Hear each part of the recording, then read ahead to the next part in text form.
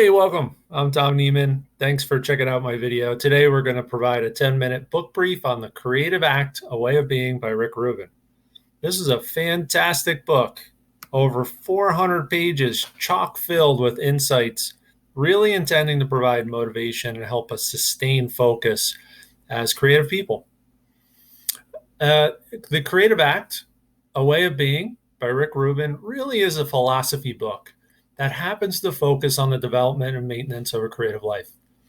The book is divided into 78 areas of thought. That's right, 78. The structure, flow, and style of Rick's writing closely resembles that of a Zen Buddhist philosopher sharing distilled wisdom from observation, study, and experience. And he has quite a bit of experience working with creative people, creative energy, and producing extraordinary work, including times where he's worked as a record producer with groups such as Red Hot Chili Peppers, Metallica, and many, many other well-known musical talents.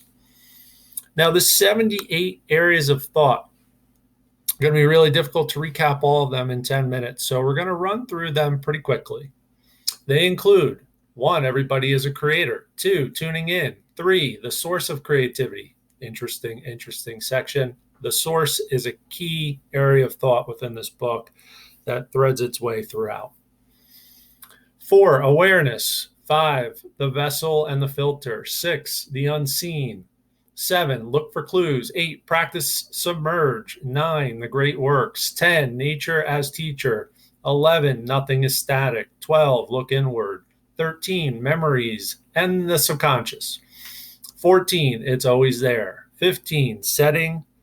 16, self-doubt. 17, make it up. Area of thought. 18, distraction. Pretty important thing to consider nowadays, especially. Plenty of distractions. Area of thought. 19, collaboration. Area of thought. 20, intention. 21, rules. 22, the opposite is true. 23, listening. 24, patience. 25, beginner's mind. 26, inspiration. 27, habits. 28, seeds. 29, experimentation. 30, try everything. 31, crafting. One that resonated deeply with me, given that my area of focus happens to be painting, which truly is a craft. 32, momentum. 33, point of view. 34, breaking the sameness. 35, completion. 36, the abundant mindset. So important, so important. We all would be better off if we were more willing to share and help others on their journey. And that's what that section, that area of thought is all about. There's more than enough to go around for all of us. 37, the experimenter and the finisher. 38, temporary rules. 39, greatness. 40, success. 41, connected detachment or possibility. It's bracketed in parentheses, possibility. 42, the ecstatic. 43, point of reference, I should say. 44, non-competition. 45, essence. 46, apocrypha. 47, tuning out, bracketed in parentheses, undermining voices. Whew, that's a big one. 48, self-awareness. 49, right before our eyes. 50, whisper out of time. 51, expect a surprise. 52, great expectations. 53, openness. 54, surrounding the lightning bolt. That's an incredibly visually stimulating in the imagination that is section that talks about how the beautiful views that are illuminated by the shocking light that's projected out of the crackles of lightning don't occur, and you don't see them by looking at the lightning. You'll actually blind yourself that way. It's by looking off to the side of the lightning in the areas that are being illuminated. And there's a lot of metaphorical kind of ideas that are tied into that, which is a really, really interesting section. In addition to that, we have, what else? Where are we here? We are at section or area of thought 55, 24/7, staying in it. 56, spontaneity. 57, special moments, how to choose. 58, shades and degrees. 59, implications or purpose is bracketed in parentheses in that area of thought. 60, freedom. 61, the possessed. 62, what works for you. in parentheses, believing. 63, adaptation. 64, translation. 65, clean slate. 66, context. 67, the energy, in parentheses, bracketed, is in the work. 68, ending to start anew, in parentheses, regeneration. 69, play. 70, the art of habit, or in parentheses, Sangha. Sangha. Might want to Google that. 71, the prism of self. 72, let it be. 73, cooperation. 74, sincerity dilemma. The sincerity dilemma. 75, the gatekeeper. 76, why make art? 77, harmony. 78, what we tell ourselves. So that's a lot. Don't be intimidated by it because they're very short, and you can pick this up and put it down whenever you need or want to and still get tremendous value out of it. So the three big ideas presented to the world in this book, I did my best to distill it. There's so much there. Trying to crystallize the most key elements within this book, I would say they are: one, we are all creative artists or creative souls or vessels of creative energy that's flowing through us. Two, creative ideas are available to all of us as long as we remain open to them, stay engaged with the creative energies they are infused with, and respect them and treat them well by taking appropriate actions aligned with them. And then the third big idea, all of this is easier for us if we respect the fact that these are creative ideas, or that these creative ideas are not ours. We don't own them. We're not the originator of them. They come from the source. So we should treat them as if we are responsible for taking on their stewardship. A little bit of a different framework for thinking about creative ideas. There are so many great ideas presented in this book. Each area of thought is full of incredible philosophically based insights, memorable anecdotes, and interests, points of interest.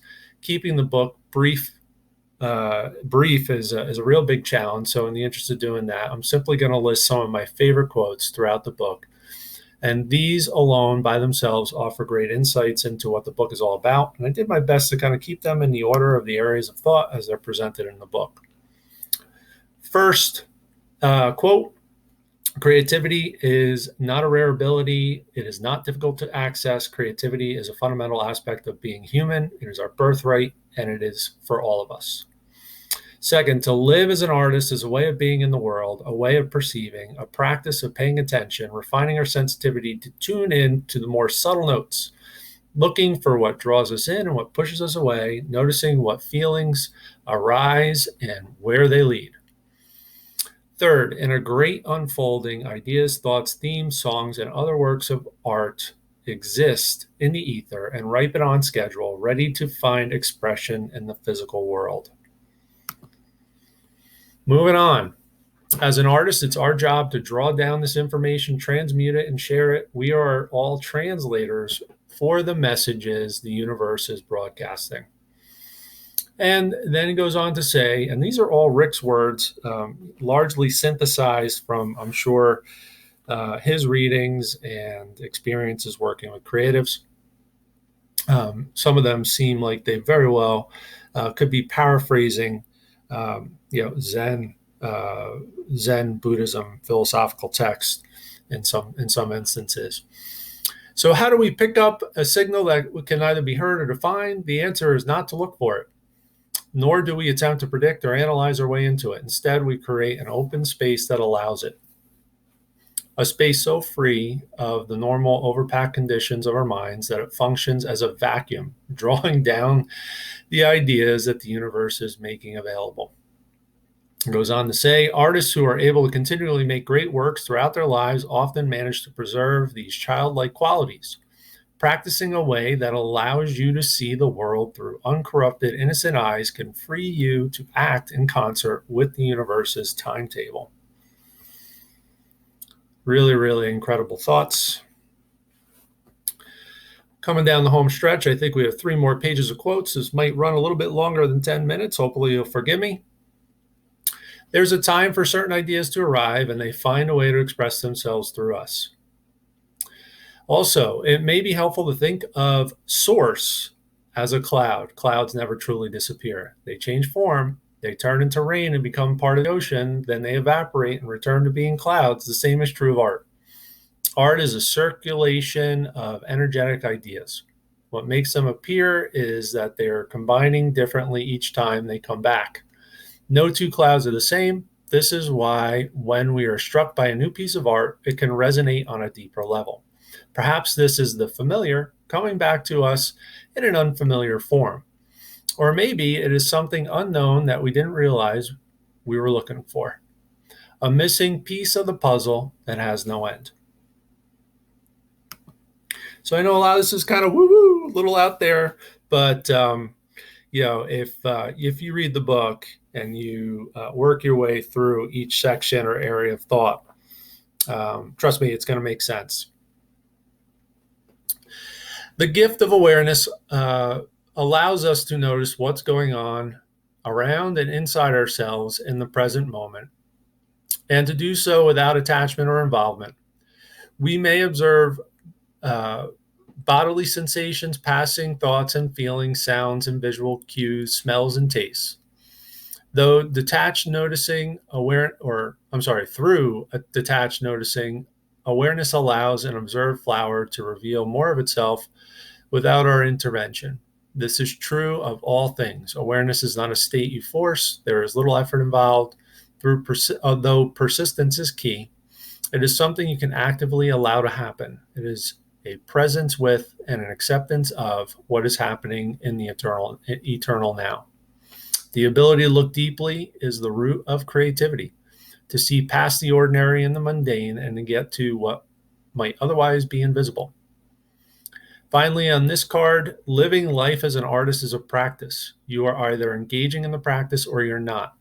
It makes no sense to say you're not good at it. It's like saying, I am not good at being a monk. You are either living as a monk or you're not. We tend to think of the artist's work as the output. The real work of the artist is a way of being in the world. All right, so we have a few more quote cards here. I'm just going to flash them up on screen, and I will pick one quote from each card. So consider the additional quotes on each of the following slides that I don't read, just bonus content. There is a reason we are drawn to gazing at the ocean. It is said the ocean provides a closer reflection of who we are than any mirror. The world is always changing. You can engage in the same awareness practice 5 days in a row in the same location and have a unique experience each time. The person who makes something today isn't the same person who returns to do the work tomorrow. A work of art is not an endpoint in and of itself. It's a station on a journey, a chapter in our lives. We acknowledge these transitions by documenting each of them. The more we accept our prism-like nature, the more free we are to create in different colors, and the more we trust the inconsistent instincts we hold while making art. This is just a tiny little smidge of all the incredible prose, content, and interesting ideas that are available within this book. I easily could have gone on for a good 30 minutes. And I would encourage you, a few weeks back, I'll post a link to it in the actual notes for this video. I did a little walkthrough and some readings from the book that are a little bit more varied, and shared some additional thoughts during a live video that I created while I was making some art as well. But here we go. The Creative Act, A Way of Being by Rick Rubin. This book is full of helpful insights for artists and all kinds of people who value creativity. The thoughtful way Rubin synthesizes the wisdom therein makes this a resource that can be picked up and put down over time and still provide tremendous value and motivational support to creative people. Definitely find it to be one of my go-to resources when I'm looking for a little bit of motivation and I'm a little down on energy, perhaps maybe because I've been distracted or focused on other things, or I'm just tired. It's a great motivating tool. So thanks for your time. Thanks for checking out my video. Hopefully you'll excuse my little typos in these slides, and if I have the opportunity to correct them, I will. But for now, please check out my other videos on my channel. If you found this valuable, if you found my thoughts on this book interesting, by all means, pick up a copy. It's pretty reasonably priced. But in addition to that, provide a little like, subscribe, and perhaps maybe share some of my videos with some friends that you might think could find them helpful. Take care.